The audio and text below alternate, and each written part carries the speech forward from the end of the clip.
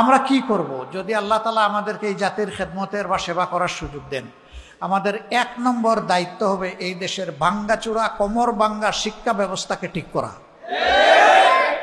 এটা যেদিন ঠিক হবে, শিক্ষিত মানুষগুলা বের হয়ে আসবে। সে তার মা বাবা, তার সম্মানিত শিক্ষকবৃন্দ, সমাজের যারা মুরব্বিয়ানে কেরাম, তাদেরকে অবশ্যই সে সম্মান করবে। প্রত্যেকটা সমবয়সী এবং যারা তার অনুজ, তাদেরকে সে স্নেহ করবে। প্রত্যেকটা মানুষের ব্যাপারে তার মাঝে অ্যাকাউন্টেবিলিটি বা দায়বোধ থাকবে। সে চিন্তা করবে, এই যে বিশ্ববিদ্যালয় পর্যন্ত আমি লেখাপড়া করেছি, কলেজ পর্যন্ত লেখাপড়া করেছি, স্কুল পর্যন্ত লেখাপড়া করেছি, আল্লাহ যাকে যতটুকু মেধা দিয়েছেন, সে চিন্তা করবে আমার শিক্ষা প্রতিষ্ঠানের দেয়ালের প্রত্যেকটি ইট, বালু, নুড়ি, পাথর, পানি, মিস্ত্রির হাত, রড এবং সিমেন্ট, এইগুলোর সাথে এই দেশের মানুষের অবদান জড়িত রয়েছে। সে বিশ্বাস করবে রাস্তায় যে আমার ভাই কিংবা বোন, আমার মা কিংবা পিতা অভাবের তাড়নায় যে ভিক্ষা করে, তারও অনুদান এখানে আছে। কারণ সারাদিন সেও মানুষের কাছে ভিক্ষা চায়, সন্ধ্যার বেলা তার পেটের চাহিদা পূরণ করার জন্য দোকানে যায়। ওখানে গিয়ে সে যে জিনিসগুলা কিনে, আপনার আমার মতো তাকেও কিন্তু বেড দিতে হয়, ভ্যালু অ্যাডেড ট্যাক্স। ট্যাক্স তো সেও দিচ্ছে। দেশের সকল উন্নয়ন, সকল কর্মকাণ্ড পরিচালিত হয় 2টা হাত থেকে। একটা হলো ভ্যাট বা ট্যাক্স বা কর, আরেকটা হচ্ছে বৈদেশিক ঋণ। তো বৈদেশিক ঋণে কি শুধু বলা হয়েছে যে এটা শুধু ধনীদের উপরে বর্তাবে? প্রত্যেকটা মানুষের উপরে ঋণের বোঝা সমানভাবে ডিস্ট্রিবিউট হয়ে যাবে। এমনকি আজকে যে দুধের শিশুটা জন্ম নিয়েছে, জন্ম নেওয়ার সাথে সাথে তার গাড়েও কিছু ঋণ চলে আসবে। অতএব এদেশের প্রত্যেকটা মানুষের অবদান হয়েছে আজকে আমার মানুষ হয়ে ওঠার পিছনে। আমি যেন এই মানুষগুলার ঋণ পরিশোধ করতে পারি, আমরা সেই শিক্ষাটাই মানুষের অন্তরে দেওয়ার চেষ্টা করব ইনশাআল্লাহ। তাহলে কোনো শিক্ষিত মানুষের দ্বারা কোনো সাধারণ মানুষের সম্পদ আর লুটপাট হবে না, নয়ছয় হবে না, তছনছ হবে না। দেশের সম্পদ লুট করে লন্ডার করা হবে না, এটাকে দেশের বাইরে পাচার করা হবে না, বিভিন্ন জায়গায় বেগমপাড়া গড়ে তোলা হবে না। বরঞ্চ দেশের সম্পদ দেশে থাকবে, এবং এইভাবে দেশের সম্পদ যখন দেশের মাঝে আবর্তিত হবে, তখন সমাজের উন্নয়নের গতিও বেড়ে যাবে। এখান থেকে সমস্ত মানুষ উপকৃত হবে। এখানে ব্যবধানটা এমন হবে না যে একজন 20 তলায় আর আরেকজন নিচতলায়, গাছতলায়, এমন হবে না। বরঞ্চ ব্যবধান কমে আসবে। প্রত্যেকটি মানুষ সম্মানের সাথে বসবাস করবে। প্রশ্ন করবেন, তাইলে এই দেশে কি কোনো গরিব ফকির থাকবে না? না, থাকবে না। হযরতে উমর ইবনুল খাত্তাব রাদিয়াল্লাহু তাআলা আনহু, প্রিয় নবীজির শাসনের পরে তিনি ছিলেন 3য় শাসক। দ্বিতীয় ছিলেন আবু বকর সিদ্দিক রাদিয়াল্লাহু তাআলা আনহু। তৃতীয় ব্যক্তি হযরতে উমর ইবনুল খাত্তাব রাদিয়াল্লাহু তাআলা আনহু। তার শাসন আমলে রাজ্যের প্রয়োজন মেটানোর জন্য জাকাত নেওয়া হতো। এক সময় এটা সাফিসিয়েন্ট হয়ে গেল।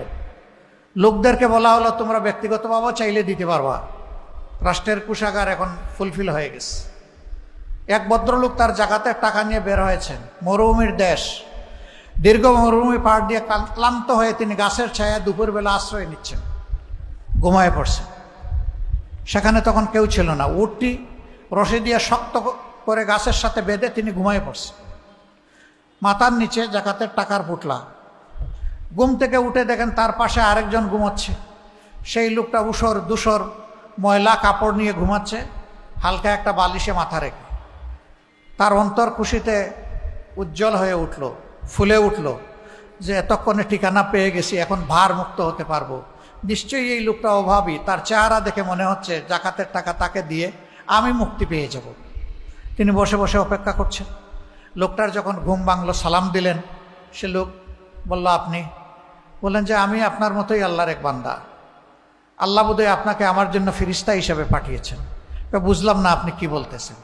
কয়, ভাই, আমি কিছু জাকাতের অর্থ নিয়ে কয়েকদিন ধরে ঘুরছি, কিন্তু কোনো ঠিকানা খুঁজে পাচ্ছি না। কারে দিব, কে নিবে? যারে বলি হেই নেয় না।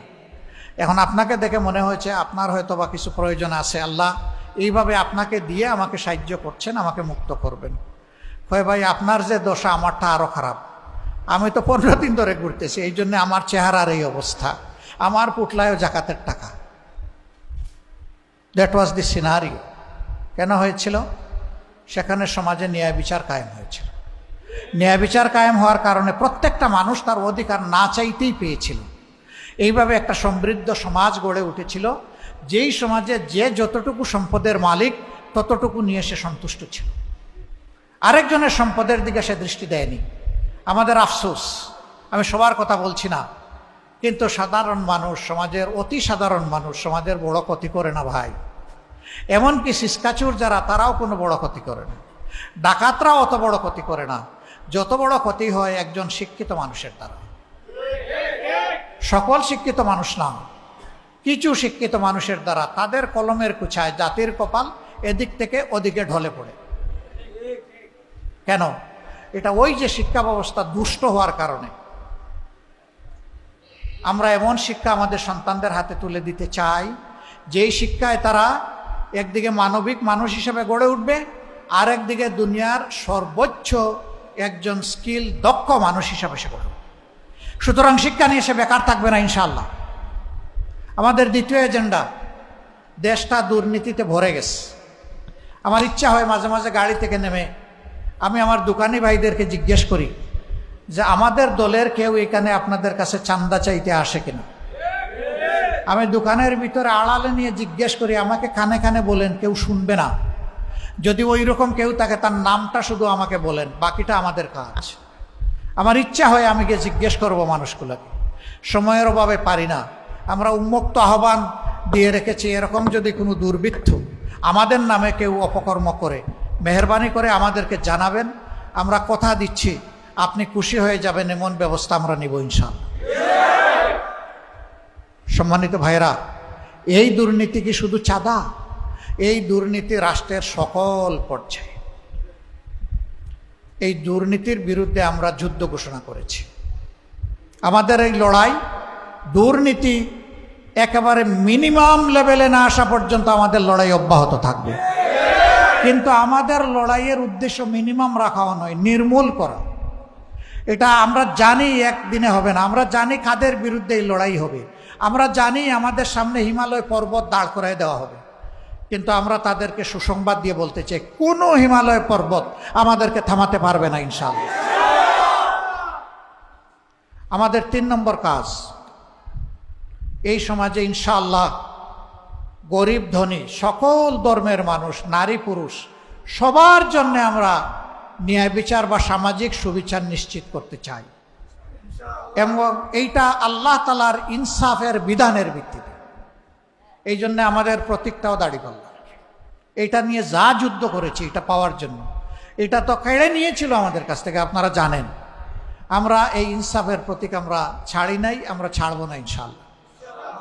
আমরা ওয়াদা দিব এই প্রতীক হাতে নিয়ে যে সমাজে আমরা সুবিচার কায়েম করব। ধনী গরিব সবাই সমান। ধরে নেন যে আমাদের কেউ প্রধানমন্ত্রী হয়ে গেলেন, প্রেসিডেন্ট হয়ে গেলেন, তিনি অপরাধ করলে তাকেও আইনের আওতায় আনা হবে ইনশাআল্লাহ।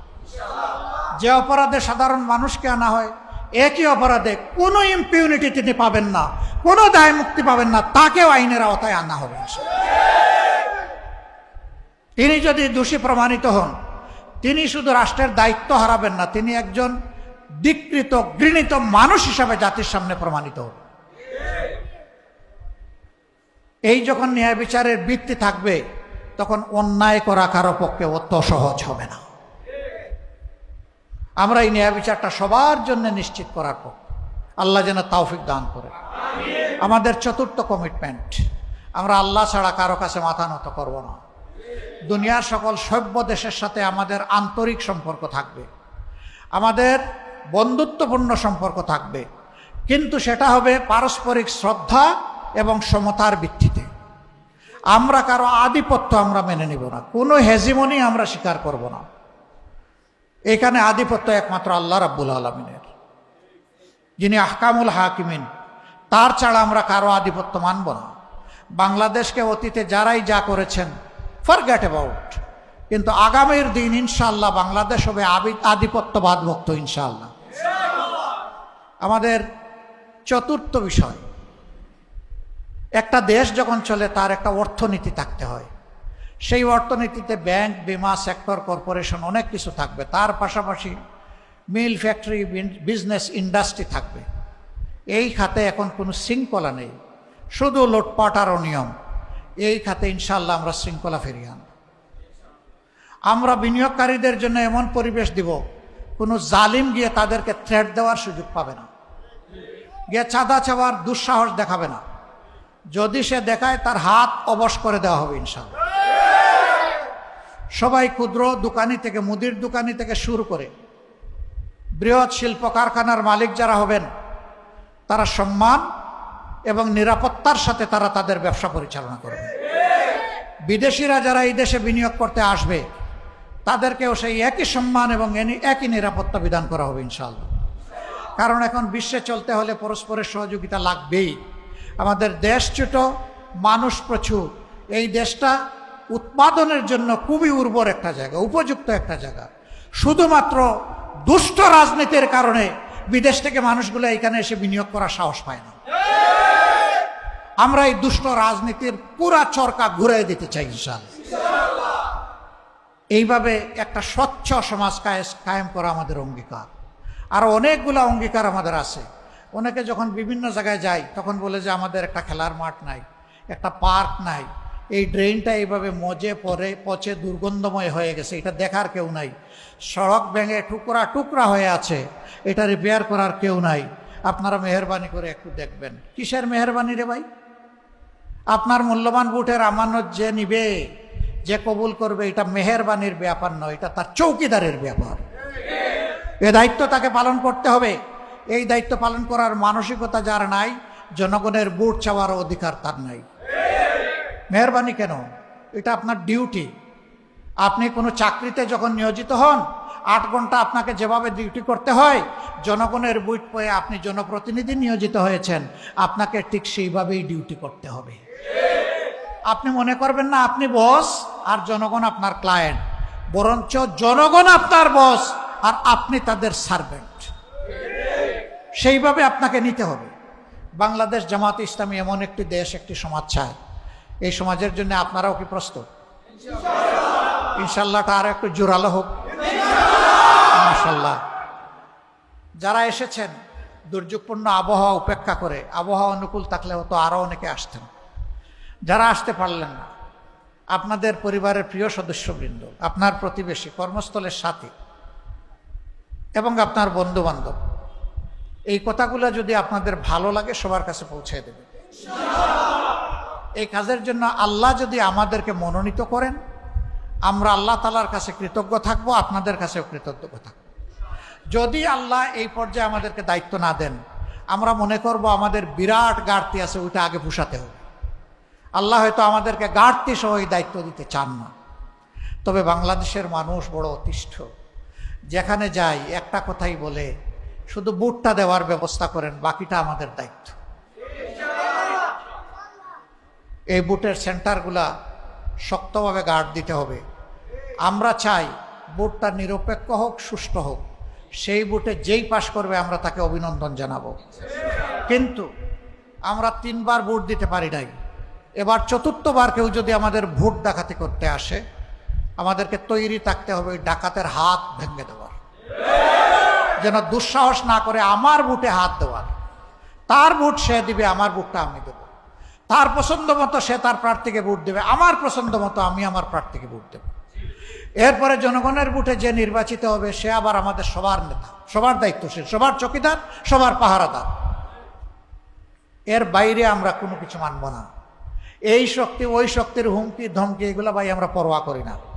কারণ আমরা পরোয়া করি আল্লাহ তাআলাকে। আমাদের নেতৃবৃন্দ ফাঁসির রশিতে গিয়েছেন, কিন্তু মুখের হাসি দূর হয় নাই, হাসতে হাসতে গিয়েছেন। এই যারা হাসতে হাসতে ফাঁসির রশি গলায় নিতে পারেন, তাদের সহকর্মীদেরকে ভয় দেখানো উচিত না ভাই।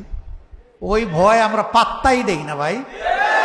আমরা শুধু আল্লাহ তাআলাকে ভয় করি ভাই, গোপনেও ভয় করি, প্রকাশ্যেও ভয় করি। আল্লাহ আমাদের সঙ্গী হন। আপনাদের প্রতি আবারও কৃতজ্ঞতা। কষ্ট করে এসেছেন। আল্লাহ তাআলা আপনাদের হায়াতে, সেহাতে, ইজ্জতে, রিজেকে, ইলমে, আমলে অফুরন্ত জাযাকা দান করুন। আমার সাংবাদিক ভাইয়েরা এখানে এসেছেন, তারা অক্লান্ত পরিশ্রম করেন, আমাদের কথাগুলো জনগণের কাছে পৌঁছে দেন। আমরা তাদের কাছেও কৃতজ্ঞ। ভাই, আপনাদেরকেও লাগবে। একটা সোনালী সমাজ নির্মাণে সমাজের আয়নাকে বাদ দিয়ে, বিবেককে বাদ দিয়ে হবে না ভাই।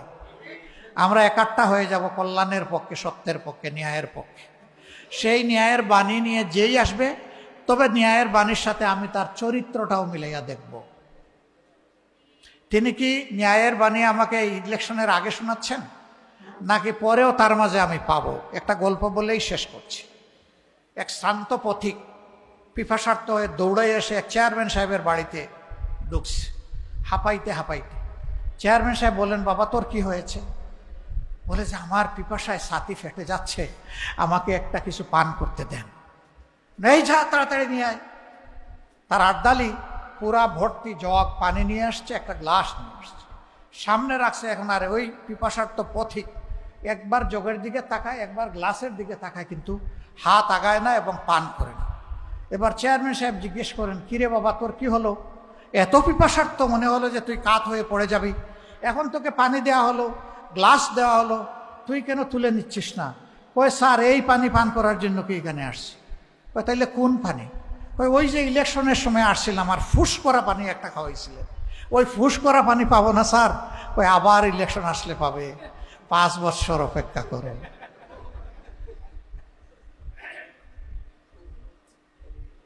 আমরা ওই ফুস করা পানি এখনো খেতে চাই না, তখনও খেতে চাই না। 12 মাস প্রতিদিন 365 দিন যেই পানি পাওয়া যাবে সেই পানি সমানভাবে ভাগ করে খাবো ইনশাআল্লাহ। আপনাদের সবাইকে মোবারকবাদ। আসসালামু আলাইকুম ওয়া রাহমাতুল্লাহ।